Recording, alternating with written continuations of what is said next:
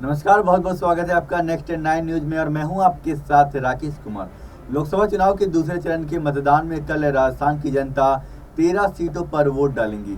2019 के चुनाव में ये सभी सीटें भाजपा के खाते में आई थी।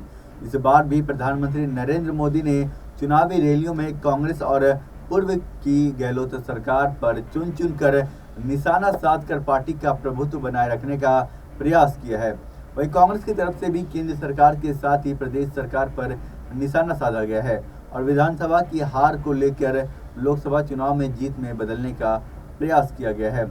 इन सबके बीच 13 में से 5 सीटें बाड़मेर, जैसलमेर, जोधपुर, कोटा, जालोर और बांसवाड़ा डूंगरपुर सीट ऐसी है जिन पर सबकी निगाहें बनी हुई है, जहां से 2 केंद्रीय मंत्री, लोकसभा के स्पीकर और पूर्व कांग्रेसी सीएम के बेटे की किस्मत दांव पर लगी हुई है।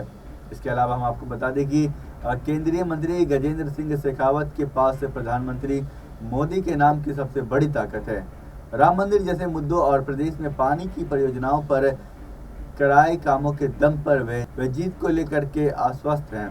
उनके सामने कांग्रेस के करण सिंह उचियाड़ नया चेहरा है, लेकिन अपने प्रचार में वे चुनाव को जोधपुर के स्थानीय समीकरणों तक लाने में सफल दिखे हैं। पूर्व मुख्यमंत्री अशोक गहलोत का गृहनगर होने के कारण वे संजीवनी को ऑपरेटिव क्रेडिट सोसाइटी प्रकरण में शेखावत की परेशानी बनते जा रहे हैं। चुनाव से पहले भाजपा के ही विधायक बाबू सिंह से शेखावत की तनातनी भी क्षेत्र में चर्चा का विषय है। राजपूत अल्पसंख्यक वोटों के अलावा विश्नोई, जाट, ब्राह्मण और माली मतदाता निर्णायक स्थिति में है। वहीं कोटा बूंदी संसदीय क्षेत्र में चुनाव इस मायने में बहुत रोचक हो गया है क्योंकि यहां वास्तविकता में टक्कर भाजपा के ही पूर्व और मौजूदा दिग्गजों में है।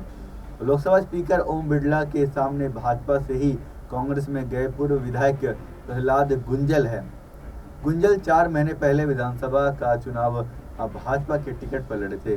बिरला को भाजपा के वोट कटने का खतरा है तो कांग्रेस में भीतरघात की आशंका है। शहरी वोटों को लेकर भाजपा तो अल्पसंख्यकों पर कांग्रेस आश्वस्त है।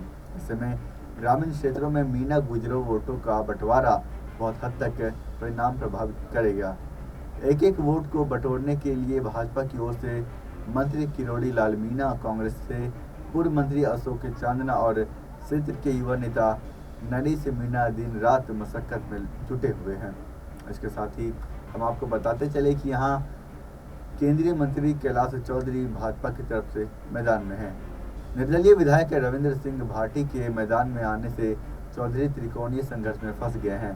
कांग्रेस के उम्मीदवार राम बेनीवाल और सीट पर जीत का गणित जाट, राजपूत और अल्पसंख्यक वोटों के बंटवारे से निकलेगा। भारी गुजरात जाकर रूपाला प्रकरण को हवा दे आए हैं।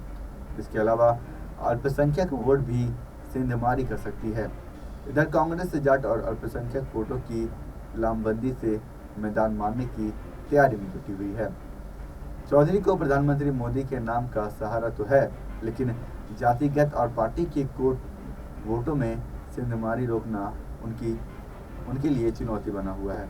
तो कैसे लगी है तमाम जानकारी, आप हमें कमेंट्स में लिखकर जरूर बताइएगा। फिलहाल के लिए मुझे दीजिए इजाज़त। देखते रहिए नेक्स्ट 9 न्यूज। आप सभी दर्शकों का बहुत बहुत धन्यवाद।